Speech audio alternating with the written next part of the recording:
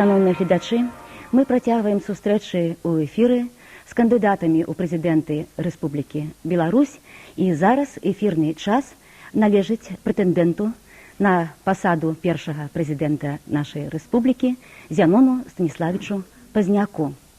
Разам з Зяноном Станіславічам у студыі яго давераныя асобы і члены ініцыятыўнай групы.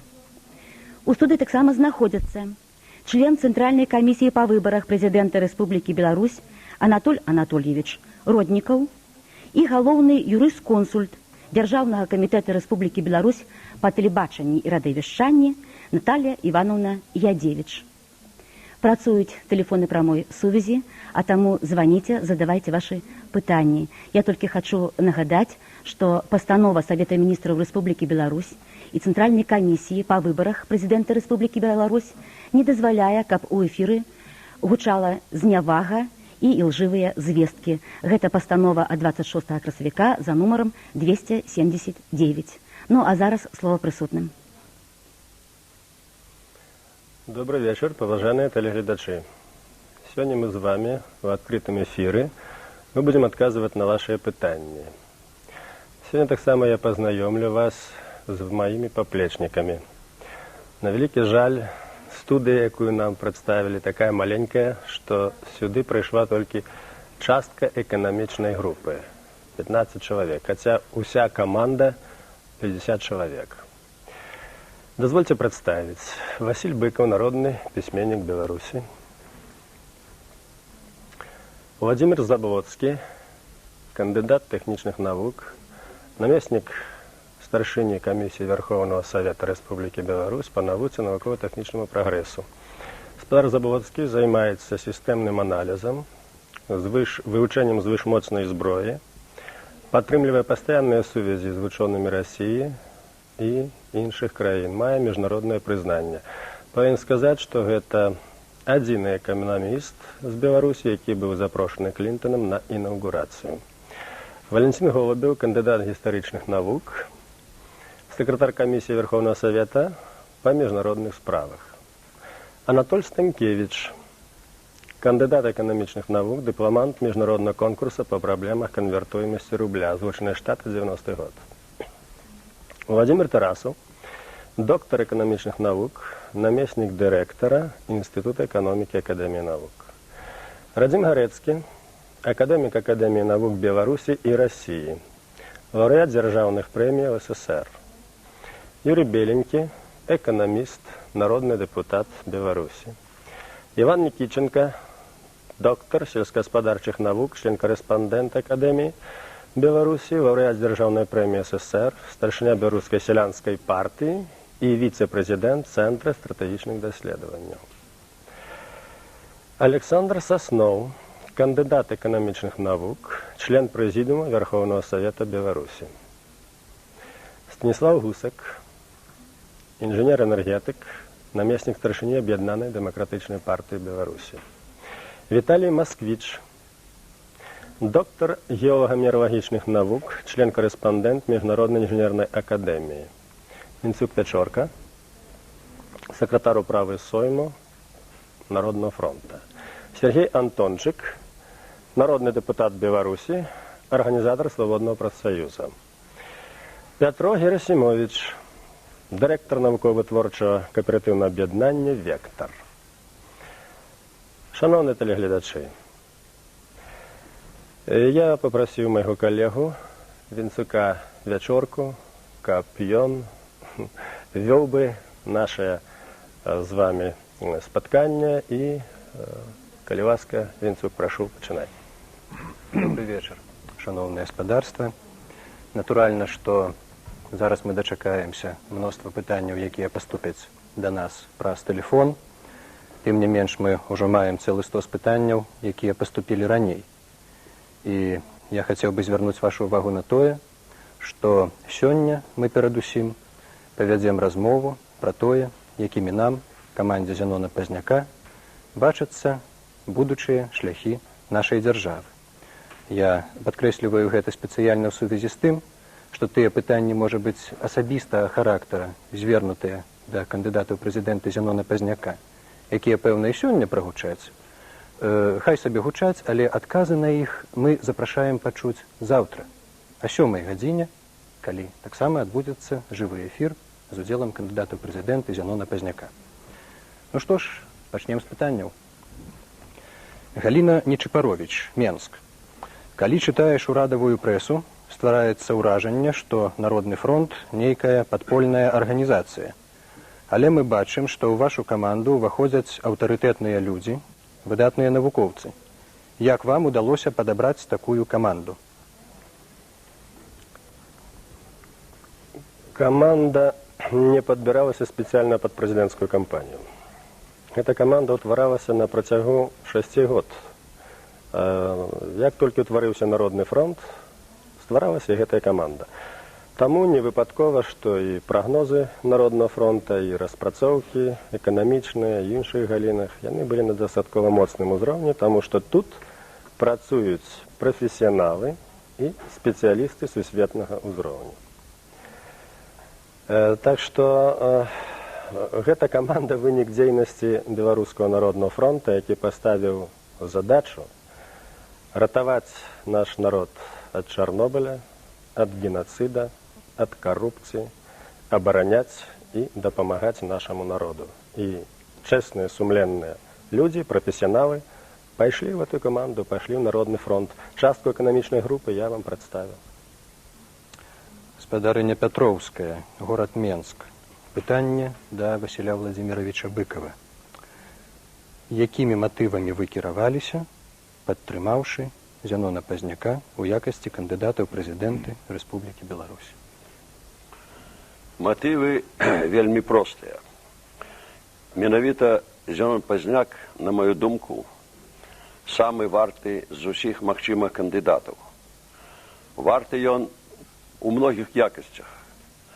Таму што найперш сваёй дзейнасцю ў Народным фронце у якасці лідара этого фронта ён засведчыў свае палітычныя магчымасці, сваю грамадзянскую сумленнасць, сваю, апроч таго, свой патрыятызм у адносінах да беларускага народа. Я думаю, што, хаця ў нас, конечно, людзей вартых заўсёды хапала. Яны ёсць, яны былі і яшчэ будуць. Але на даным этапе, на даным гістарычным этапе, калі краіна апынулася ў такім цяжкім становішчы, именно уратаваць гэта становішча можа толькі Зянон Пазняк і яго прэзідэнцкая палітыка. Дзякуй. Ну, а цяпер пытанні больш, відаць, на думку тых, хто іх задаваў, складаныя. Зенон Станиславович, готова голосовать за вас, но смущает одно. Я русская, я не знаю белорусского языка и сомневаюсь, что смогу его выучить. А вы ведь будете этого требовать? Город Слуцк. А хто задав це питання? Жанчына.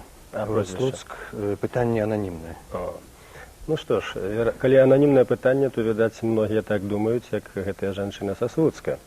Справа ў тым, што ніхто, нікога, і ў тым ліку я, не буду прымушаць размаўляць па-беларуску. Размаўляйце хоць па-кітайску. Будзе праводзіцца дзяржаўная палітыка па выкананню існуючага заканадаўства.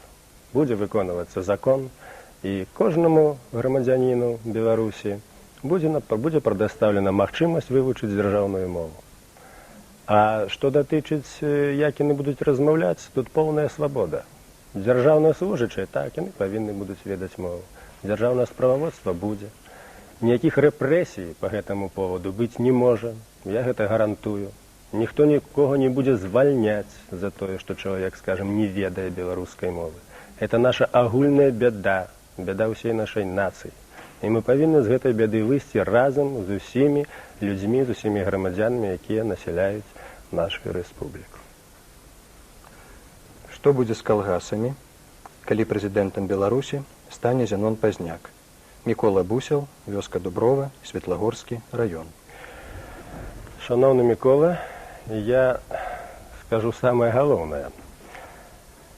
Прэзідэнт Пазняк не будзе разганяць калгасы.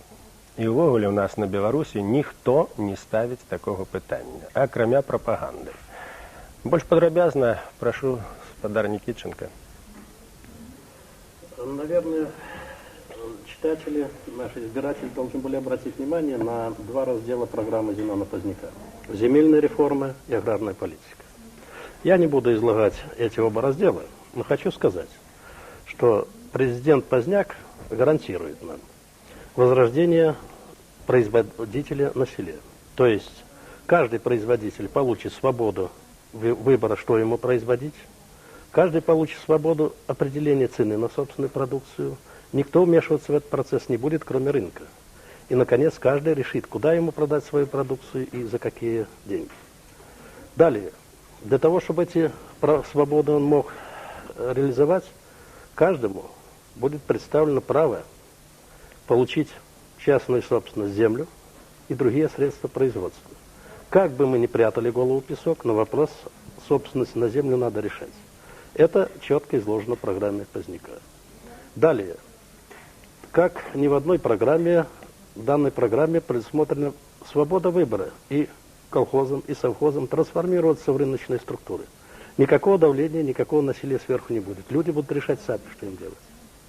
Наконец, программа Поздняка гарантирует финансовую поддержку, не дотации, не подачки, а именно поддержку развития сельского хозяйства. Но прежде всего, конечно, нуждается в этом переработка, потому что у нас гибнет 30-40% продукции, потому что у нас своевременно никуда не реализуется. Очень большое внимание уделяется решению других вопросов, без которых решить восстановление жизни на селе практически невозможно. Спадар Микола Бусев повинен зразумець, што калі ён вырасціў бульбу, то ён яе можа прадаць, куды ён хоча, і па той цане, па якой ён хоча. Яму не будзе указваць чыноўнік, яму не трэба ліцэнзіі, ён будзе свабодны, ён будзе валодаць сродкамі вытворчасці, ён будзе валодаць зямлёй і можа свободно вынікі сваёй працы выкарыстаць так, як ён захоча. Совершенно верно. То есть впервые за последние 70 лет практически крестьянин получит свободу. Настоящую свободу. Как ему жить, что ему делать, и эта свобода будет его же и защищать. У сувязі з сельскагаспадарчымі пытаннямі знаходзіцца цэлы жмут пытанняў на чарнобыльскую тэматыку. Тут і пытанні, звязаныя з перасяленнем і з выкарыстаннем земляў, заражаных радыёнуклідамі, і праблема выкарыстання сродкаў, вылучаных дзяржавай на ліквідацыю наступстваў чарнобыльскай аварыі. Пытанні адусюль, і з Лельчыцаў, і з Гомеля, і з Магілёўскай вобласці. Дзякуй усім спадарам, якія задалі гэтыя пытанні. І мне здаецца, нам сапраўды варта акрэсліць наш падыход да чарнобыльскай праблематыкі. Сапраўды, гэта адно з самых важнейшых пытанняў для нашай нацыі. В залежнасці ад таго, як мы яго вырашым, наша будучыня. І вось у апошнія дні я заўважыў у некаторых газетах, у прыватнасці Савецкая Беларусія, такія меркаванні некаторых людзей, што вось, маўляў, КПСС, КПБ і выратавала людзей ад Чарнобыля. Але не Народны фронт. Ведаеце, это кашчунства. Няўжо нашыя людзі забылі, хто у маі 86-го года накіроўваў нашых дзяцей на дэманстрацыі першамайскія пад радыеактыўны йодзісты дождж? Няўжо нашы людзі забылі, хто засэкрэціў усе гэтыя звесткі? Няўжо нашы людзі забылі, якую хлусню пісалі ў газетах? І тыя, хто займаўся даследаваннямі, многія з тых людзей, яны давалі падпіску аб нерассэкрэчванні. Гэта ж вядома. І толькі Народны фронт, як палітычная сіла, прабіў гэтую сцяну. Прабіў гэтую сцяну цаной ахвяр, таму што дзесяткі людзей былі аштрафаваны, іх цягнулі пад суд, узбуджалі супраць іх адміністрацыйныя справы. Вось якой цаной давалася гэта ўсё.